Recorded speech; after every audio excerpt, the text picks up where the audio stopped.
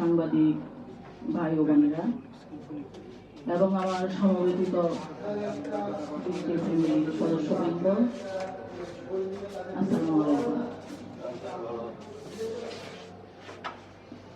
আজকে আমরা এখানে সমবেত হয়েছি আন্তর্জাতিক গুম সপ্তাহ দিবস পালন করার জন্য। আজকের এই দিনে গুম ব্যক্তিদের সন্ধান চেয়ে এবং বিচারের দাবিতে আমরা ন্যাশনাল ইন্টারন্যাশনাল ভাবে একত্রিত হয়ে আমরা তার প্রতিবাদ জানাচ্ছি।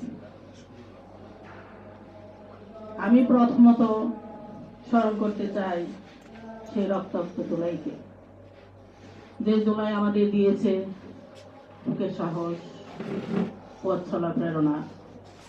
আমাদের ভিতরে একটা ভয় কাজ করতো সব সময়। আমি 7 বছর রাস্তায় ছিলাম, প্রতিবাদ জানিয়েছি, কথা বলেছি এই ফ্যাসিস্ট, আওয়ামী, অগণতান্ত্রিক, দুর্নীতিবাজ, গুম খুনের রানীর বিরুদ্ধে।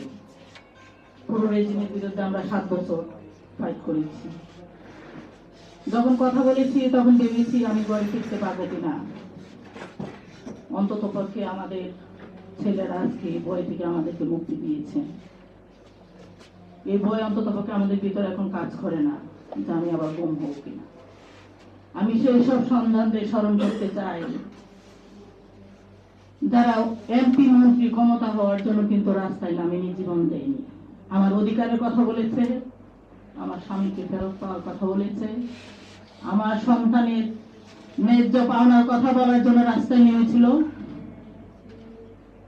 আমি সদমনা বিধবা, তার প্রশ্নের উত্তর করেছিল। এই আন্দোলনে 5 বছরের একটা সন্তান শহীদ হয়েছে, আপনারা দেখেছেন। ঘরের ভিতর গুলি ছুড়েছে, ঘরেও মা বোনেরা নিরাপদে ছিল না। কিন্তু আমার অত্যন্ত দুঃখের বিষয় ও মনোতাপের বিষয়, আজকের এখানে দাঁড়িয়ে আমরা অন্তত ঢুকে জুলাই শহীদদের সঠিকভাবে একটা ডকুমেন্টেশন তৈরি করে তাদের যথাযথ মর্যাদা দিতে পারিনি। এটা জাতির জন্য একটা লজ্জার বিষয়। যারা শহীদ হয়েছেন তাদের পরিবারের কাছে আমরা এখন পর্যন্ত পৌঁছতে পারিনি, এমন অনেক পরিবার আছে।